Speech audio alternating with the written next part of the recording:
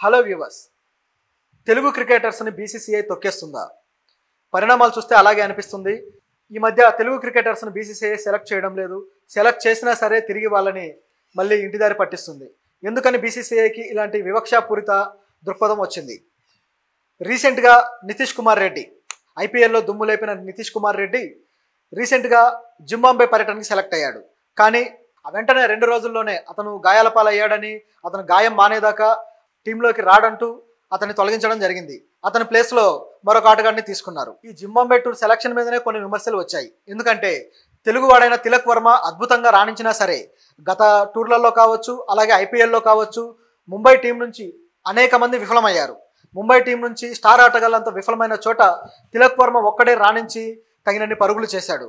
Mumbai team కొద్ది విజయాలు సాధించిన ఆ విజయాల్లో తిలక్ వర్మ భాగస్థుడయ్యాడు.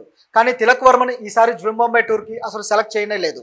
అలాగే కొత్తగా సెలెక్ట్ చేసిన నితీష్ కుమార్ రెడ్డిని కూడా గాయం పేరు చెప్పి పక్కన పెట్టారు.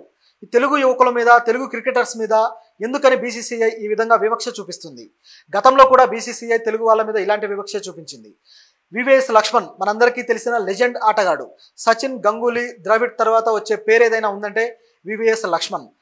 లక్ష్మణ్ టెస్టుల్లోనే కాదు, వన్డేల్లో కూడా చాలా మంచి రికార్డు కలిగి ఉన్నాడు. లక్ష్మణ్ని ఎప్పుడు కూడా టెస్టులకే పరిగణించే బీసీసీఐ ఆ తర్వాత ఆయన బాగా ఆడుతున్న క్రమంలో వన్డేలకు కూడా తీసుకోవడం జరిగింది. ఆస్ట్రేలియా మీద లక్ష్మణ్కి అద్భుతమైన రికార్డు కూడా ఉంది. అయితే ఈ లక్ష్మణ్ని తరచూ టీం నుంచి తప్పించడము, కేవలం ఆస్ట్రేలియా లాంటి ఒక కఠినమైన టీంలు ఉన్నప్పుడు మాత్రమే సెలెక్ట్ చేయడం ఆనవాయితీగా మారింది. దాంతో లక్ష్మణ్ తగినన్ని అవకాశాలు అందుకోలేకపోయాడు. ప్రస్తుతం అయితే ఈ జింబాబ్వే టూర్కి ఇది ఐరనీ అనాలో ఏమనాలో తెలియదు, కానీ ఈ జింబాబ్వే టూర్కి కోచ్గా వ్యవహరిస్తుంది కూడా లక్ష్మణే. ఎందుకంటే రాహుల్ ద్రావిడ్ వరల్డ్ కప్ అయిపోగానే ఆయన రిటైర్మెంట్ ప్రకటించేశారు. అలాగే నేను నిరుద్యోగిగా ఉన్నాను, ఏదన్నా పని చూపించండి అంటూ సరదాగా వ్యాఖ్యానించారు. దాంతో ఇప్పుడు ప్రస్తుతం ఈ టీంకి ఒక కోచ్ కావాల్సిన పరిస్థితి ఏర్పడింది. దాంతో కొద్ది టైం పీరియడ్ కోచ్గా లక్ష్మణ్ని సెలెక్ట్ చేయడం జరిగింది. తెలుగువాడైన లక్ష్మణ్ కోచ్గా వచ్చిన తర్వాత కూడా నితీష్ కుమార్ రెడ్డి ఎందుకు పక్కకి వెళ్ళాడు? తెలుగువాడిని ఎందుకు లక్ష్మణ్ కాపాడలేకపోయారు? బీసీసీఐ ఈ విషయంలో ఏం ఆలోచిస్తుందో తెలియడం లేదు. మొదటి నుంచి కూడా బీసీసీఐ కేవలం ఒక ఢిల్లీ లేదా ముంబైకి సంబంధించిన ఆటగాళ్ళకి ప్రాధాన్యత ఇస్తూ వచ్చింది. ఏదో కొద్దిమంది మాత్రమే సౌత్కు సంబంధించిన ఆటగాళ్ళు ఉంటారు. ముఖ్యంగా కేరళ నుంచి కొద్దిమంది ఆటగాళ్ళు. సంజు శాంసన్కి అవకాశాలు ఇచ్చినా సరే సంజు శాంసన్ చివరికి టీంలో ఉండడు. ఈసారి కూడా సంజు శాంసన్ టీం నుంచి మళ్ళీ తప్పించబడ్డాడు. మరి దానికి కారణం ఏంటో తెలియదు. వరల్డ్ కప్ టీంలో సంజు శాంసన్ ఉన్నా సరే ఫైనల్ టీంలో చోటు సంపాదించుకోలేకపోయాడు. అలాగే జింబాబ్వే టూర్కి సెలెక్ట్ అయినా సరే మళ్ళీ కొద్ది రోజుల్లోనే ఆయన్ని తొలగించడం జరిగింది. దానికి కారణాలేంటో తెలియాల్సి ఉంది. బీసీసీఐ ఎప్పుడు తన పందా మార్చుకుంటుంది? ఇతర రాష్ట్రాల యువకుల్ని కూడా, అంటే సౌత్ నుంచి వచ్చే యువకుల్ని ఎప్పుడు ఎంకరేజ్ చేస్తుందని చెప్పేసి క్రికెట్ నిపుణులు మాట్లాడుకుంటున్నారు. అయితే కేవలం ఈ ముగ్గురే కాదు, అంబట్ రాయుడు కెరీర్ కూడా ఈ విధంగానే పతనమైంది. అంబట్ రాయుడిని కూడా 2019 వరల్డ్ కప్కి సెలెక్ట్ చేయలేదు. అప్పుడు అంబట్ రాయుడు పెద్ద వివాదమే రేపాడు. 3D ప్లేయర్గా వేరే ప్లేయర్ని తీసుకుంటున్నామంటూ విజయ్ శంకర్ని సెలెక్ట్ చేయడంతో అంబట్ రాయుడికి ఎక్కడో మండిపోయింది.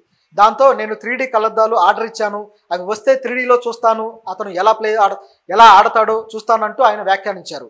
అయితే అంబట్ రాయుడుకున్న కోపమే ఆయన కెరీర్కి శాపంగా మారింది కూడా వాస్తవం. సెలెక్టర్ల మీద ఇలా దుర్భాషలాడడం అనేది కూడా సరైంది కాదు. ఓపికగా వెయిట్ చేయాల్సిన అవసరం కూడా ఉంది.